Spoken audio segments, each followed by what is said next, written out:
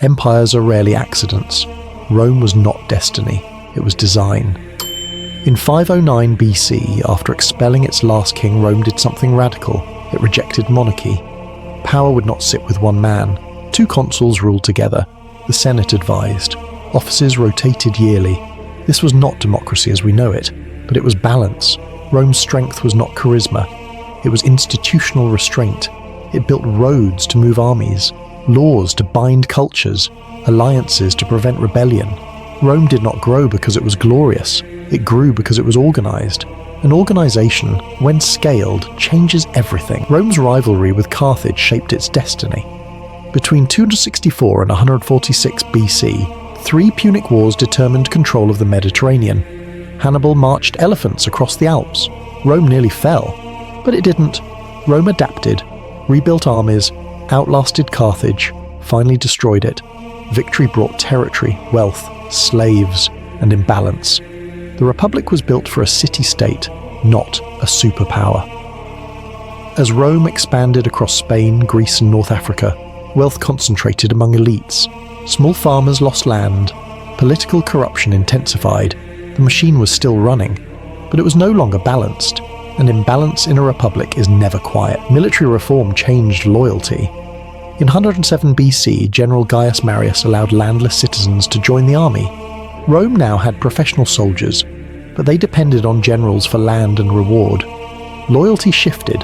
Armies no longer belonged entirely to Rome, they belonged to men. Soon generals competed for influence. Civil conflict grew. Sulla marched on Rome itself, an unthinkable act. Violence became political language. The Republic's guardrails were weakening, and when power discovers it can take control by force, it rarely returns to patience. In 49 BC, Julius Caesar stood before the Rubicon River. Crossing it meant rebellion against the Senate. He crossed. Civil war followed. Caesar defeated Pompey. He centralized authority, reformed debt laws, expanded citizenship, reshaped governance. He moved fast, too fast. In 44 BC, senators stabbed him to death in the name of liberty. But killing a man does not restore a system. It exposes how fragile it already was. And Rome would soon learn that once power condenses, it does not evaporate. After chaos, Octavian rose. He defeated rivals, including Mark Antony and Cleopatra. In 27 BC, he became Augustus. He did not call himself king. He preserved the Senate, maintained tradition. But ultimate authority was his. This was genius. Rome felt stable. The Pax Romana began. Trade expanded. Infrastructure flourished. The empire reached from Britain to Egypt. Order returned. But something had changed permanently. Rome was no longer governed by competing institutions. It was governed by succession. And succession is always uncertain. Under emperors like Trajan and Hadrian, Rome reached its territorial peak in the 2nd century AD. Roads stretched over 250,000 miles. Aqueducts fed cities. Roman law structured commerce. Latin shaped administration. It looked eternal. But empires at their peak rarely see risk. Succession lacked clear rules. Some emperors were adopted wisely, others inherited by blood.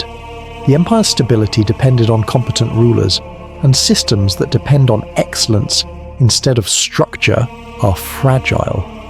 Rome was vast, but vastness demands constant adaptation. In 235 AD, Emperor Alexander Severus was assassinated. What followed was chaos. For nearly 50 years, emperors rose and fell rapidly. Many were killed by their own troops. Civil wars drained resources. Germanic tribes pressed borders. The Persian Empire attacked in the east. Plagues reduced population. Trade weakened. To pay soldiers, silver in coins was reduced. Inflation spread. Rome did not collapse. It destabilized. And destabilization is more dangerous than defeat, because it erodes confidence. And confidence is the invisible currency of power. Emperor Diocletian understood something critical. Rome was too large for one ruler. In 285 AD, he divided the empire into eastern and western halves. He increased bureaucracy, reorganized the military, stabilized currency temporarily. It worked, for a time. Later, Constantine would legalize Christianity and move the capital east to Constantinople. Power was shifting. The eastern half grew stronger, wealthier, more stable. The western half grew weaker.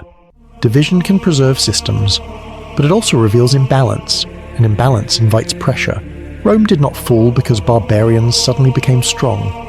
Many Germanic groups were already integrated into Roman military structures.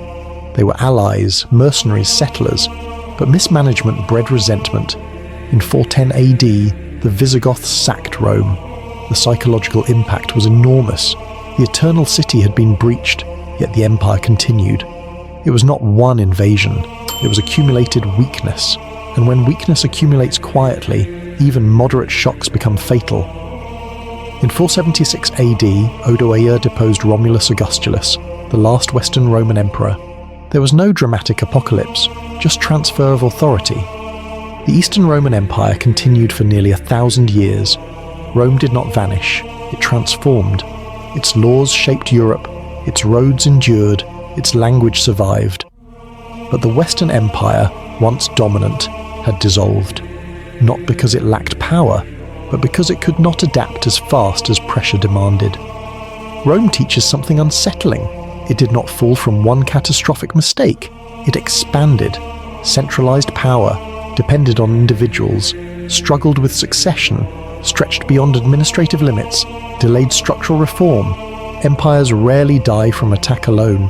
They die when flexibility decreases and complexity increases. Rome believed it was eternal. Every dominant system believes the same. History is not a story of sudden collapse. It is a story of accumulated weight, and weight, if not reduced, always wins.